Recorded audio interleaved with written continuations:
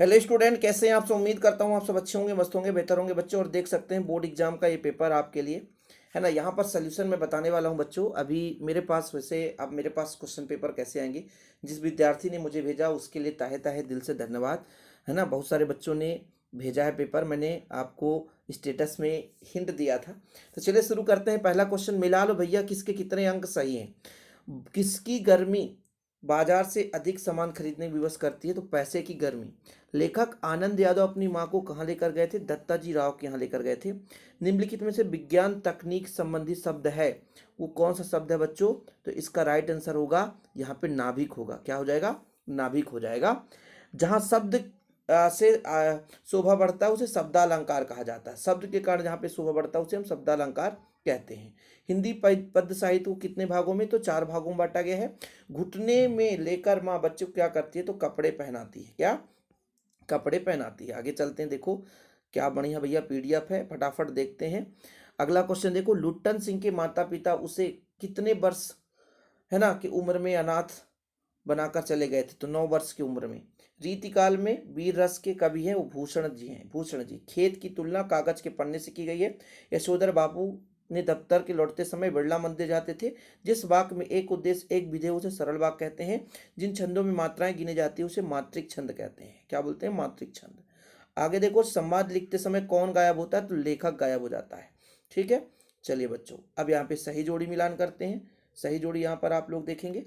चित्रकार को चितेरा बोला जाता है। ठीक है। संपादकीय पृष्ठ भैया अखबार की अपनी आवाज। स्वर्णयुग भक्तिकाल को, यहाँ पे जो चौपाई छंद 16 मात्राएं। हिंदी के कवि छायावाद के प्रवर्तक जयशंकर प्रसाद। और मस्ती का संदेश भैया हमारे हरिवंशराव बच्चन जी।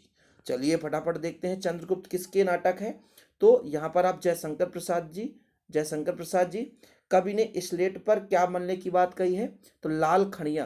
क्या, लाल खड़िया, लाल खड़िया याद कर लो। सोठा छंद किसका है, दोहा का उल्टा है। ऐसा लघु वाक्यांश जिसके प्रयोग से भाषा में सौंदर्य उत्पन्न हो जाता है उसे नाद सौंदर्य कहते हैं। क्या बोलते हैं, नाद सौंदर्य बोलते हैं। आगे देखो बच्चों, रेडियो नाटकों में पात्रों की पहचान कैसे की जाती है, संवाद के द्वारा की जाती है। क्या, संवाद के माध्यम से की जाती है। ठीक है। सिंधु घाटी सभ्यता में कौन कौन से फल उगाए जाते हैं, तो भैया अंगूर खीरा आदि, अंगूर खीरा आदि। किसकी आवाज मृत गांव में संजीवनी शक्ति भरती थी, तो भैया इसमें आंसर हो जाएगा ढोलक। क्या, ढोलक। ठीक है। आगे चलते हैं, सत्य असत्य की बात करते हैं बच्चों। देखो, शेर के बच्चे का असल नाम लुट्टन सिंह पहलवान था, गलत है। सौंदर्य मास्टर कविता बहुत अच्छे ढंग से पढ़ाते थे, बिल्कुल सही है। ठीक है। राष्ट्रभाषा के लिए संपर्क भाषा, बिल्कुल सही है। शब्द शक्ति 3 प्रकार की हैं, इसमें 5 इसलिए गलत है।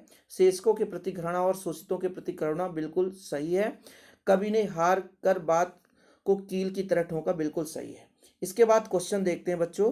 क्वेश्चन यहाँ पर आप देख लो, हमने ये क्वेश्चन तो नहीं कराए थे, लेकिन हमने जो ग्रामर पोर्शन कराया था बच्चों, देखो रस हमने कराया था, रस हमने बढ़िया तरीके से समझा दिया था। एक ही वीडियो में रस कराया था। वीर रस का उदाहरण कितना बढ़िया, हर बोले बुंदेलों को मुँह से, हमने सुनी कहानी थी, खूब लड़ी मर्दानी में तो झांसी वाली रानी थी। इसके बाद हमने छंद भी बताया था बच्चों, और ये हमने शब्द शक्ति और शब्द शक्ति के प्रकार ऑलरेडी कराया है। राष्ट्रभाषा की विशेषताएं हमने बताया था। ठीक है। यहाँ पर भैया प्रश्नवाचक वगैरह तो बहुत आसानी से आप कर सकते हो इनको, है ना। और ठीक है, ये तो मान लीजिए चैप्टर के क्वेश्चन आंसर है बच्चों। मैंने क्वेश्चन आंसर बहुत ही कम कराया था, लेकिन यहाँ पर मैंने गद्यांश पद्यांश लिखने की तरीका समझाया था, आप लोग देख सकते हैं। मैंने आपको कहा था शुरुआती के 4 अध्याय का गद्यांश पद्यांश पढ़ लो, वहीं से आ जाएगा, बिल्कुल आप परेशान मत होना।